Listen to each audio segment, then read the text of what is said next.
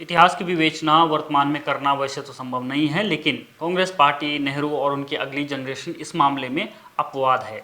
हम ऐसा क्यों कह रहे हैं यह आपको बताएंगे, लेकिन सबसे पहले आप भारत का मानचित्र देखिए। इसमें जो संकरा गलियारा दिखाई दे रहा है वो शेष भारत को पूर्वोत्तर के राज्यों से जोड़ने का एकमात्र जरिया है। इस गलियारे को चिकन्ने कहते हैं। इसकी चौड़ाई मात्र 20 से 22 किलोमीटर है। यह गलियारा 3 देशों से घिरा हुआ है, बांग्लादेश, नेपाल और भूटान।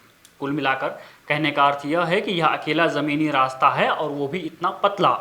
हमारे पास अब तक कोई समुद्री रास्ता नहीं है। हालांकि भारत म्यांमार कालादान जल मार्ग अब बनाया जा रहा है। अब सवाल यह उठता है कि जब भारत का बंटवारा हो रहा था और जवाहरलाल नेहरू विभाजन का खाका बनाने में अहम भूमिका निभा रहे थे, तब उन्होंने इस पतली रेखा की चौड़ाई बढ़ाने की मांग क्यों नहीं की? उस समय उन्होंने क्यों नहीं कोई समुद्री मार्ग तलाशा? सवाल यह भी है कि विभाजन के इतने सालों बाद तक कांग्रेस सत्ता में रही, तो फिर कांग्रेस ने क्यों नहीं कोई समुद्री मार्ग बनाने की कोशिश की? आज जब बांग्लादेश की अंतरिम सरकार के मुखिया मोहम्मद यूनुस चीन को व्यापार के लिए आमंत्रित कर रहे हैं, यह कहकर कि भारत के 7 राज्य लैंडलॉक क्षेत्र हैं, यानी चारों ओर से ज़मीनों से घिरा हुआ, उनके पास समुद्र तक पहुंचने का कोई रास्ता नहीं है। उस पूरे क्षेत्र में समंदर का अकेला रक्षक बांग्लादेश है। तब कांग्रेसी नेता वर्तमान सरकार को और उसकी विदेश नीति को कोस रहे हैं, जबकि चीन, बांग्लादेश का यह ब्लंडर तो कांग्रेस और उसके नेताओं की ही देन है। फिर चाहे वो नेहरू हो या इंदिरा या फिर सोनिया गांधी परिवार और उनकी पार्टी। नेहरू ब्रिटिशर्स के इशारे पर चलते थे, यह स्थापित तथ्य है। भारत को छोड़कर जाना अंग्रेजों की मजबूरी थी, उनकी इच्छा नहीं। ब्रिटिशर्स यहाँ से जाने के बाद भी भारत पर अपना कंट्रोल चाहते थे, और कंट्रोल उसे ही किया जा सकता है जो कमज़ोर हो, जहाँ फॉल्ट लाइन हो।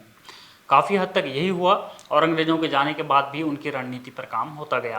पूर्वोत्तर भारत इसका बड़ा उदाहरण है। जैसा कि हमने पहले ही बताया कि नॉर्थ ईस्ट को समुद्र से काट दिया गया, चिकन जैसी ज़मीनी कमजोरी पैदा की गई, और वहाँ के आदिवासी समुदायों का बड़े पैमाने पर ईसाईयत में मतांतरण करवाया गया। यह सब भारत को अस्थिर रखने के लिए ही किया गया था, जो हम आज तक झेलते आ रहे हैं। नेहरू का चीन को लेकर भी यही रुख था। अक्साई चीन को लेकर नेहरू ने कहा भी था कि अक्साई चीन में तिनके के बराबर भी घास नहीं उगती, वो बंजर इलाका है। अब बात नेहरू की सुपुत्री इंदिरा गांधी की। 1971 के युद्ध में भारत की मदद से बांग्लादेश का जन्म हुआ। इंदिरा गांधी प्रधानमंत्री थी। उनके साहस की दाद आज भी दी जाती है, लेकिन अंत में भारत ने क्या पाया? हमने पाकिस्तान के 93,000 सैनिक छोड़े, लेकिन हमारे 54 सैनिकों को लेकर कोई भी समझौता नहीं हुआ, और वो कभी वापस नहीं लौटे। कश्मीर पर पाकिस्तान का रुख तब भी नहीं बदला। सवाल वही कि हम जितना पा सकते थे, क्या उतना पाया? बहरहाल आज की कांग्रेस पार्टी, या यूं कहें कि सोनिया गांधी की पार्टी का रुख चाहे चीन पर हो या फिर बांग्लादेश पर, केवल और केवल यही है कि भारत को घेरना है। कम्युनिस्ट पार्टी ऑफ चाइना के नैरेटिव को आगे बढ़ाना है। आप एक उदाहरण देखिए। तवांग क्षेत्र में जब चीन और भारत के बीच तनातनी बढ़ती है, तो राहुल गांधी कहते हैं कि हमारे जवानों को अरुणाचल प्रदेश में पीट रहे हैं। जो हमारे जवानों को अरुणाचल प्रदेश में पीट रहे हैं, मैंने कहा हिंदुस्तान की प्रेस मुझसे इनके बारे में एक सवाल नहीं पूछेगी।